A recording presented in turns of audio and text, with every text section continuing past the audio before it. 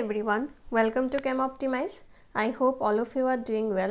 So इस channel में BSc CBCS 5th semester का जो टॉपिक है मोलिकुलर स्पेक्ट्रोस्कोपी उसका सीरीज़ कंटिन्यू हो रहा है और आज हम लोग स्टार्ट करने जा रहे हैं part 17 of the molecular spectroscopy series. इस चैनल में ऑलरेडी 16 वीडियोज़ अपलोड हो चुका है ऑन मोलिकुलर स्पेक्ट्रोस्कोपी और आप लोगों ने अगर उन वीडियोज़ को चेकआउट नहीं किया है then you can check them out from the I button.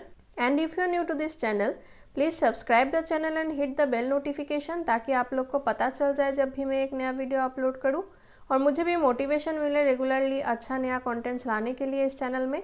आप लोग का सपोर्ट बहुत अहमियत रखता है इस चैनल के लिए और मेरे एफर्ट्स को भी वैल्यू मिलता है। So please keep on supporting. So आज वाले वीडियो में हम लोग एक नया टॉपिक स्टार्ट करने जा रहे हैं। So please stay tune till the end of the video and let's move on to the topic. So हम लोगों ने बात किया है about rotational spectroscopy and also vibrational spectroscopy। हम लोगों ने ऑलरेडी रोटेशनल स्पेक्ट्रोस्कोपी के बारे में पढ़ लिया है, वाइब्रेशनल स्पेक्ट्रोस्कोपी के बारे में भी हम लोग पढ़ चुके हैं।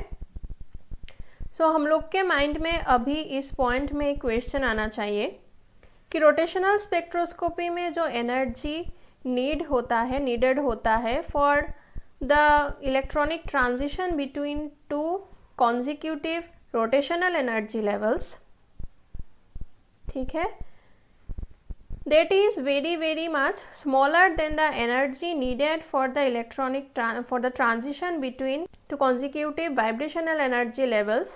मान लेते हैं v equals to 0 and v equals to 1।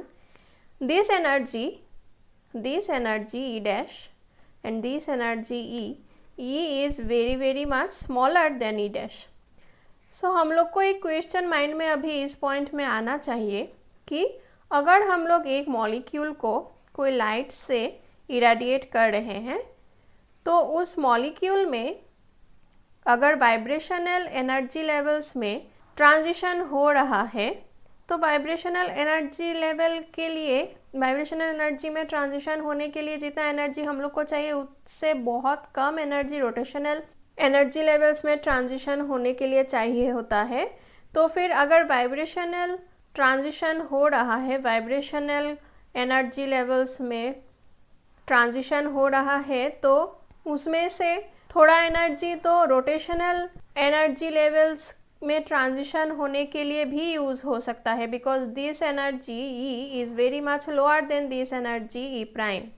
सो यहाँ पे एक्चुअली क्या होता है in complex molecules whenever there is transition between vibrational energy levels, मान लेते हैं ये है v equals to 0 और ये है v equals to 1।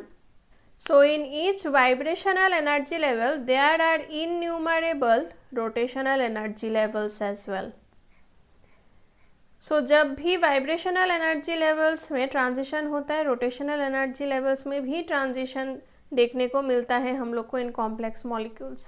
So we have like J equals to 0 to 1 to 3 to 4 and so on.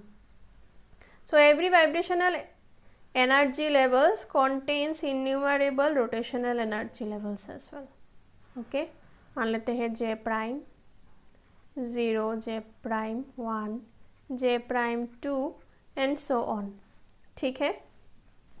So today we will study about the influence of rotation on the spectra of polyatomic molecules। इसका मतलब कैसे rotational energy influence करता है on the vibrational energy levels। So here we talk about the selection rule for simultaneous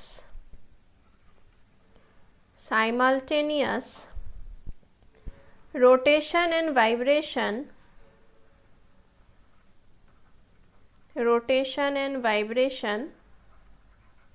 of a diatomic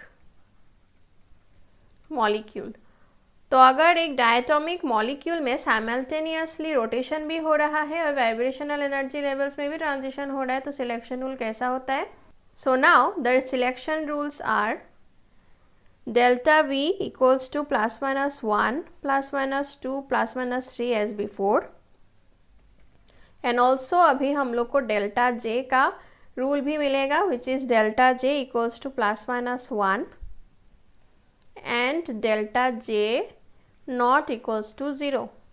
Okay, so this is the selection rule of combined effects of rotational and vibrational spectra. So जैसे कि हम लोगों ने discuss किया था पहले भी, vibrational modes जो होता है, मोड्स ऑफ वाइब्रेशन, वो दो कैटेगरीज में हम लोग डिवाइड कर सकते हैं. One is parallel and another is perpendicular. So parallel and perpendicular to what? Parallel and perpendicular to the principal molecular axis. Okay, जैसे कि मान लेते हैं कार्बन डाइऑक्साइड मॉलिक्यूल है, ठीक है, और इसका ये वाला जो एक्सिस है, this is the C2 axis and this is the C infinity axis. So this is the principal axis. Now यहाँ पे CO2 मॉलिक्यूल में तीन तरीके का हम लोग को वाइब्रेशनल मोड्स देखने को मिलता है. One is symmetric stretching and this is parallel vibration. Okay, another is antisymmetric stretching and this is also parallel vibration. Why? Because these two modes of vibration, यहाँ पे जो vibration हो रहा है, these are parallel to the principal axis, that is C infinity axis. Third mode of vibration is bending. Okay, so यहाँ पे this is the principal axis. जब हम लोग बेंड करते तो इसको इस perpendicular to this direction, either इस तरफ या फिर इस तरफ हम लोग बेंड करेंगे. So perpendicular to the principal axis हम लोग बेंड करेंगे. So this is a perpendicular mode of vibration. Okay, so we have two parallel and one perpendicular mode of vibration in CO2 molecule. So now the point is कि इसके बारे में अभी हम लोग क्यों डिस्कस कर रहे हैं, बिकॉज पैरेलल या फिर परपेंडिकुलर मोड्स ऑफ वाइब्रेशन के ऊपर डिपेंड करता है कि स्पेक्ट्रा कैसे हम लोग को देखने को मिलेगा. सो shape of the molecule and symmetry of this vibrational modes ये भी डिसाइड करता है कि स्पेक्ट्रा कैसा होगा, इन्फ्लुएंस करता है कि स्पेक्ट्रा कैसा होगा. ठीक है, सो first of all let us discuss about linear molecules like CO2 molecule. और यहाँ पे हम लोग को दो टाइप ऑफ वाइब्रेशनल मोड्स देखने को मिलता है. One is parallel and another is perpendicular. So first of all let us talk about parallel vibrations. Okay, so for parallel vibrations the selection rule is delta J equals to +-1 and delta nu equals to +-1 and this is for simple harmonic motion, simple harmonic oscillator model. Okay, but in reality simple harmonic oscillator model जो है वो follow नहीं होता है.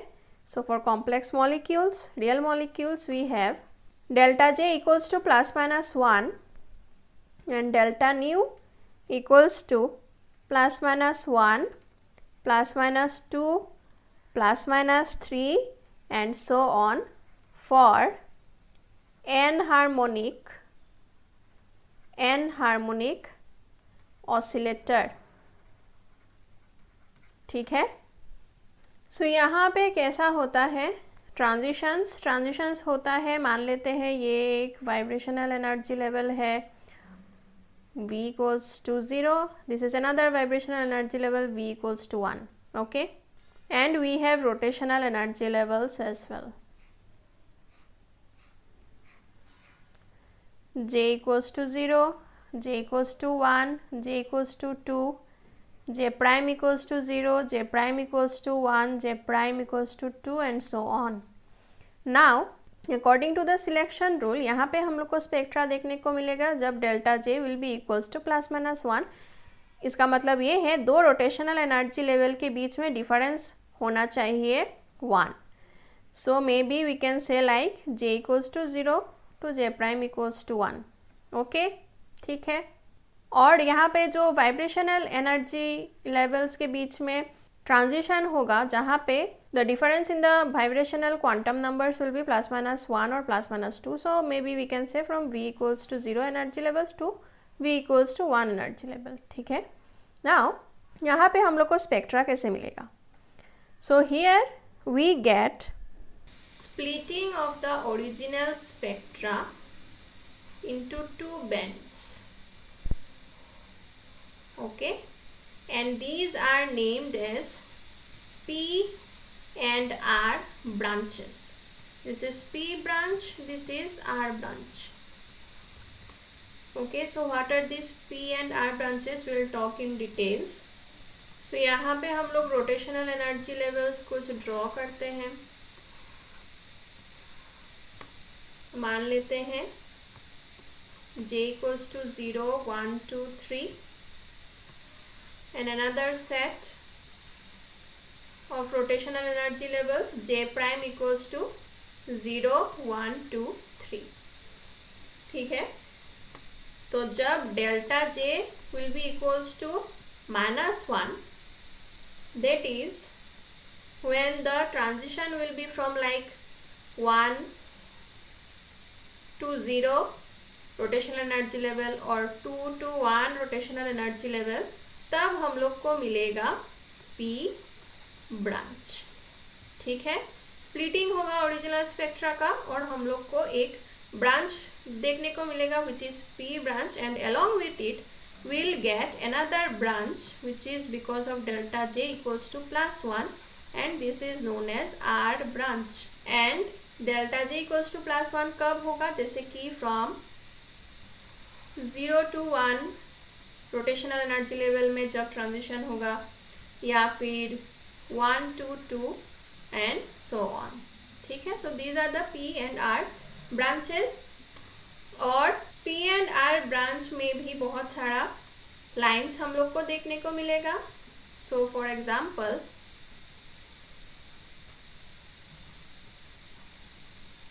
बहुत सारा lines like P1, P2, P3, P4 and so on.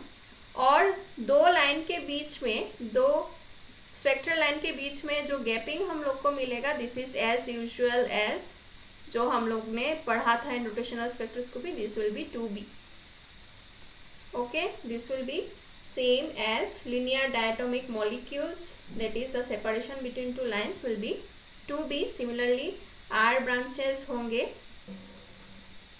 R0, R1, R2, R3 and so on. और यहाँ पे भी हम लोग को सेपरेशन जो है वो मिलेगा 2b. ओके. ठीक है. आप लोग एक चीज़ यहाँ पे सोच सकते हो कि यहाँ पे मैंने P1 लिखा है, यहाँ पे R1 से क्यों स्टार्ट नहीं किया, R0 से क्यों स्टार्ट किया? Because P branches they start from J equals to 1 energy level. ठीक है. But R branches can start from J equals to 0 energy level. So यहाँ पे हम लोग R0 से स्टार्ट करते हैं, यहाँ पे P1 से स्टार्ट करते हैं. ठीक है. Now this was for parallel vibrations. Now will talk about perpendicular vibrations.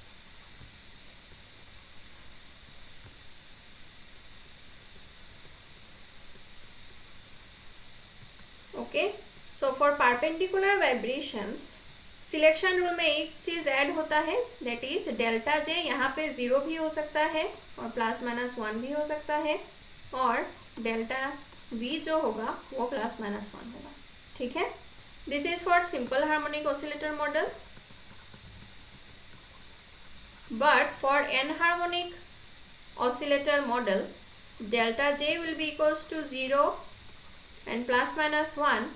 Delta V will be equals to +-1, +-2, +-3 and so on, and this is for real molecules.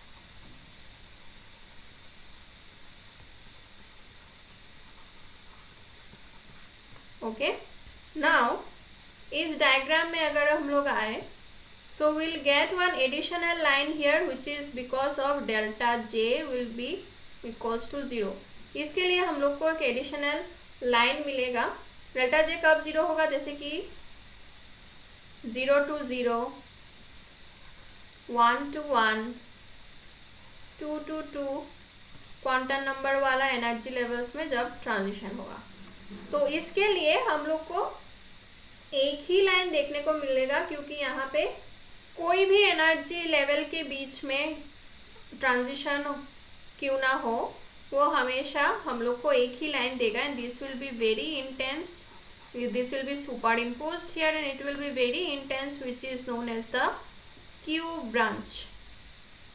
ठीक है, this is the most intense spectral line. okay? और Q branch और P branch के first वाले line में separation होगा 2B, and Q branch और R branch के फर्स्ट वाले लाइन में सेपरेशन होगा 2B. okay? And the overall separation between the first line of P and the first line of R branch will be 4B. ठीक है, now आप लोग सोच सकते हो कि ये Q ब्रांच क्यों सबसे इंटेंस है। इसका रीज़न मैं अभी बताऊंगी। Let us find out the energy difference delta E, E final minus E initial for Q branch. ठीक है, so for Q branch final energy level मान लेते हैं J prime V equals to 1 vibrational quantum number वाला energy level में, और initial मान लेते हैं E J V equals to 0. Okay, अभी क्या होगा अगर हम लोग इसको एक्सपैंड करें, for rotational energy what we get, और यहाँ पे एक चीज होगा कि J प्राइम और J जो होगा both are equal, so we can say J prime equals to J, because for Q branch we get del J equals to 0, तो दोनों सेम ही होना चाहिए। सो अगर हम लोग इसको एक्सपैंड करें, for rotational energy what we get B J plus 1, and now for vibrational energy what we get 1 plus half omega E minus 1 plus half whole thing square omega E xc. ठीक है, this is the expansion of the first term. Similarly, expansion of the second term will give us B J plus 1 plus half omega E minus, यहाँ पे vibrational quantum number 0 है इसलिए सिर्फ half omega ई, और ये हो जाएगा half whole thing square omega E X C. ये वाला एक्सप्रेशन हम लोगों ने पहले भी बहुत बार देखा है, so we know it. And now अगर हम लोग इसको ये वाला टर्म तो कैंसिल आउट हो जाएगा, और अगर इसको हम लोग इवेलुएट करें तो हम लोग को मिलेगा omega E minus 2 omega E X C. ठीक है, so we can write delta E equals to omega E, अगर हम लोग कॉमन ले तो 1 minus 2 X C, and this term is given as omega naught bar. ठीक है, सो यहाँ पे हम लोग देख रहे हैं कि ये जो डेल्टा ई का एक्सप्रेशन है, यहाँ पे कोई भी डिपेंडेंस नहीं है on the value of J. यहाँ पे जे टर्म नहीं आ रहा है, रोटेशनल एनर्जी का क्वांटम नंबर जो है जे, ये टर्म नहीं आ रहा है, so there is no dependence on the rotational quantum number. So for all values of J जो लाइन है वो हमेशा ओमेगा नॉट पे ही आके सुपर इम्पोज होगा। सो इसलिए क्यू ब्रांच जो होता है वो बहुत इंटेंस हो जाता है। All the lines overlap together at omega naught. Okay, omega naught centimetre inverse. ठीक है, ये वाले एनर्जी में सब लाइन्स आके सुपर इम्पोज करते हैं। So Q branch is the most intense one. So इस वाले वीडियो में हम लोगों ने सीखा है about P branch and R branch, जो कि हम लोग को देखने को मिलता है in linear diatomic molecule for parallel vibrations, and for perpendicular vibrations we get an additional line, an additional spectral line which is Q, and we get overall PQR branch। ठीक है, तो इसके बारे में हम लोग और कुछ टॉपिक डिस्कस करेंगे। So stay tune in this channel.